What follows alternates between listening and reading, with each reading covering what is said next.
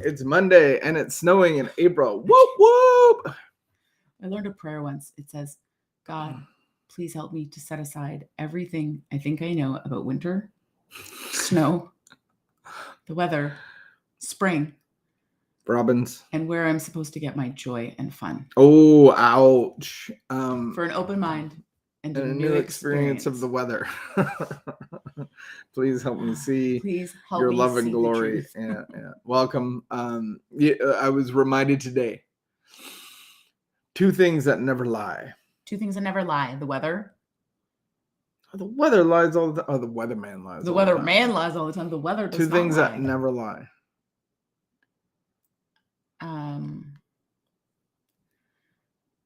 The weather is all I can think of. Pee tests. Oh yeah, that too. And scales. Pee tests and scales. Oh, no, that's not true. I don't know. A scale can be inaccurate. No, but it's going to be consistently inaccurate. Yeah. It doesn't just like be. It may not be accurate as to your weight, but I know. But my weigh-in last week was the same as this weigh-in, and then I'm like, what happens to me? I was just reflecting on like what happens to me when I'm not getting the results that I want. Like if I fail a P test, things are going downhill quick. If I fail, like I didn't fail, but like a weigh-in, I'm not getting the direct result that I want. And then I'm second guessing everything. You're sneaking sugar into my water bottle. How much time have we spent talking about your weight loss journey? Because that's what it is on this podcast. Not very much. Okay, so do you want to fill everybody in, or are you just going to talk about random things? I think no one has a clue what you're talking about, and now everybody just has to listen to you talk about your weight. I think people can relate to. Fill us in. I'm on a food protocol to hit my 50-year anniversary of John's life. Mm-hmm. And so you had a weight goal that you were working towards. Yeah. So I do a food protocol, a little bit of working out, and yeah, today was like I felt like that plateau. And I was reminded of when I used to be in wrestling, and you know what I used to wear in wrestling? A singlet. We call that a onesie nowadays. And it's like there was so much effort on weight because you had to be at a certain weight. And typically for some of us, we would wrestle under our walking around weight. So then you're running with garbage bags.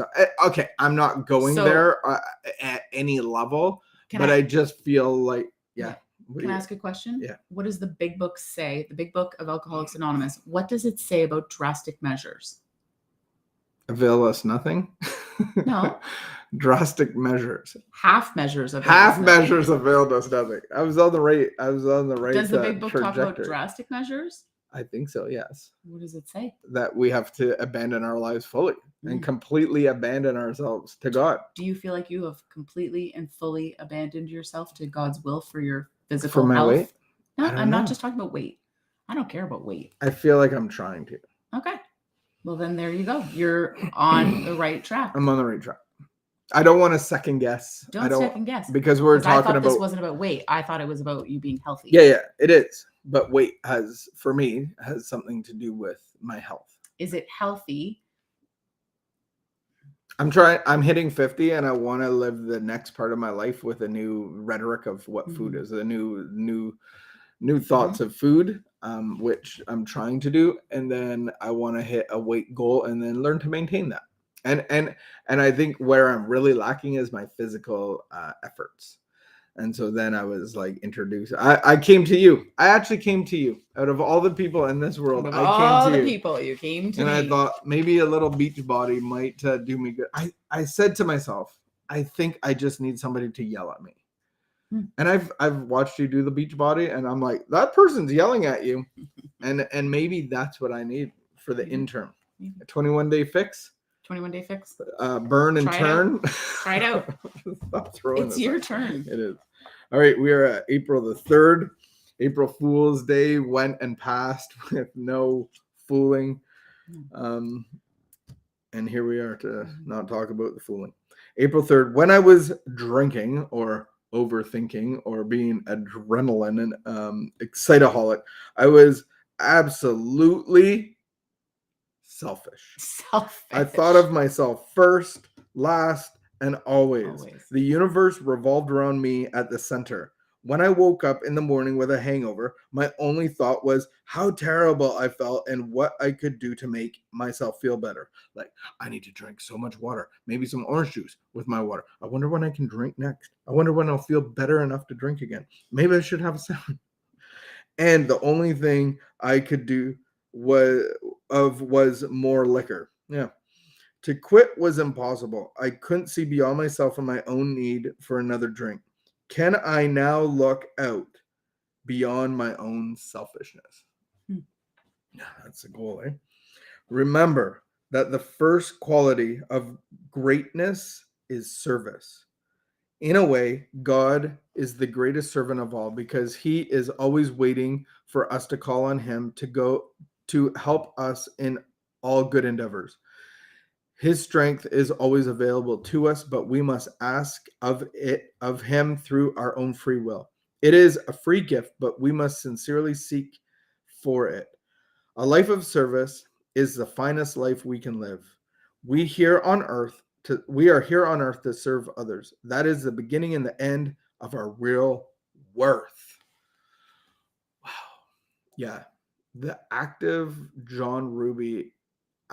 alcoholic John Ruby is very, very selfish because it's like if I'm hungover, then I'm thinking about other people smelling my breath.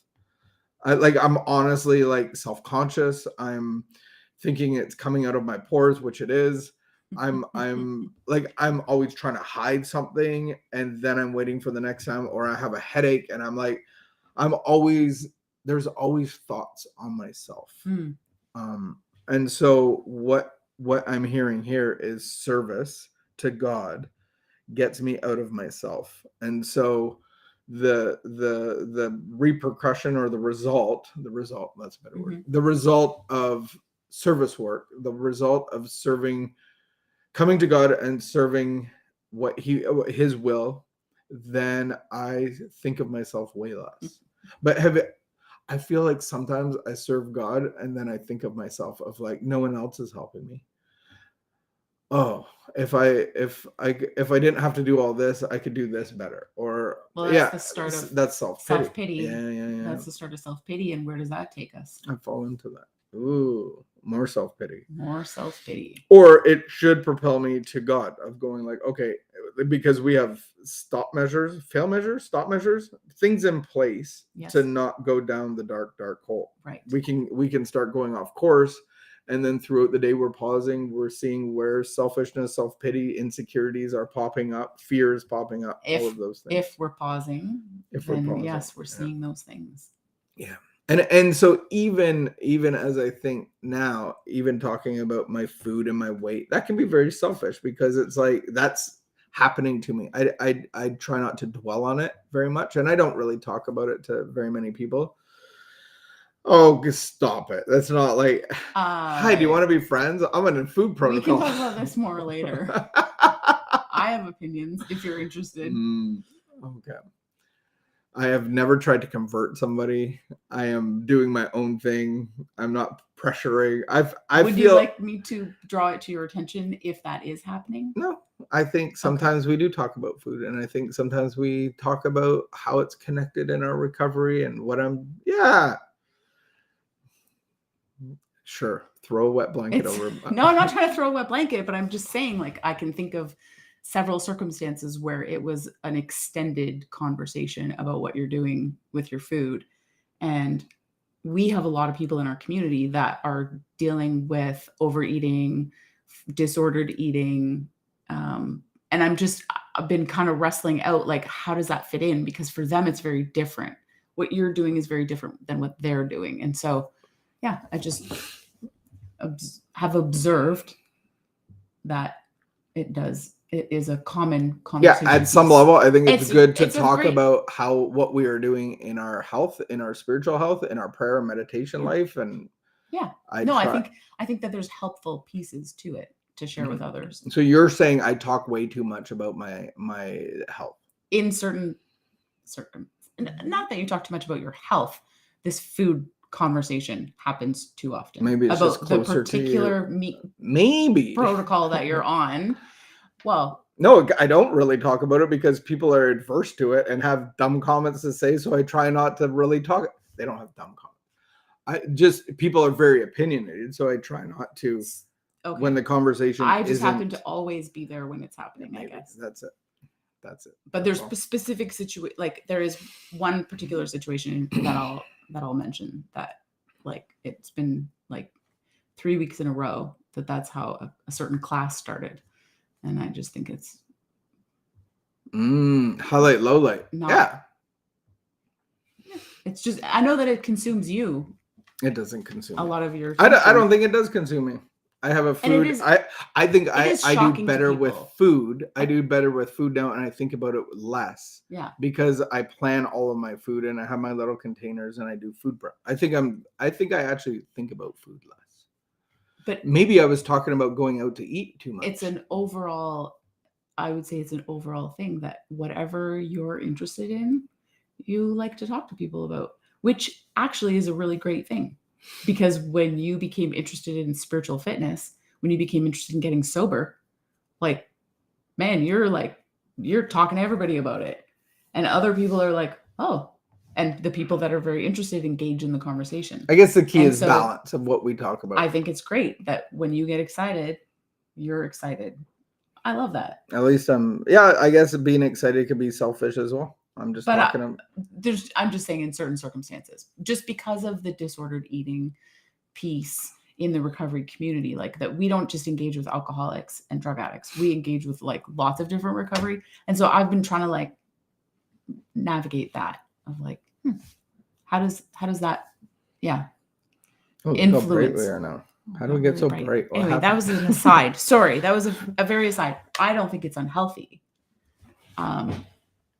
And it is a characteristic of your excitable nature. You're like a frolicking calf in a meadow when you get excited about something. Yeah, you are. I try and you do. It's a good way to go into a meditation of like what is selfishness and what is self-centeredness. Of like, am I consumed in talking about myself all the time? It's also very exciting that you've stuck to something for 11 weeks now. What do you talk about most in your day with people? That's the thing. Like, I can't criticize you because, like, what am I excited about? I need to be excited about something. Because we can be miserable and be selfish. And I think the thing. When like, people are talking about themselves and like, oh my goodness, and this and that, and I'm sick again, or I'm this again, and I'm like, I don't have enough money, and blah. Yeah. Those are like, I think, I can be quite, I need excited stuff to talk about. When I start kayaking again, you are going to hear about it all the time. Yeah. And I don't want to discourage you. I think it's great. Have fun. Be a frolicking cow. And let me just say again, 11 weeks of sticking to something is really good. Thank you. All right. Prayer for today. How many weeks do you have left? I don't know. I don't. Before your birthday, before your goal. Oh, I don't. That's changed. And I don't want to talk about it because it might bore you. Are you disappointed? No. You're not disappointed? No. I started off by saying like what things don't lie: scales and pee tests. You're very close to your goal. And so I actually came to you to seek advice about Beachbody. I need somebody to yell at me and tell me what to do at 6. I can start yelling at you. You're not up at 6. Sometimes you are. But yeah, if you want to yell at me at 6 in the morning and tell me what to do. I can't really yell at you at 6 in the morning. All right. Prayer for today. I pray that I may cooperate with God in all good things. I pray that I may serve God and my fellow men and women, and so lead a useful and happy life. May you have the results of service today as you serve God and his little children. Amen.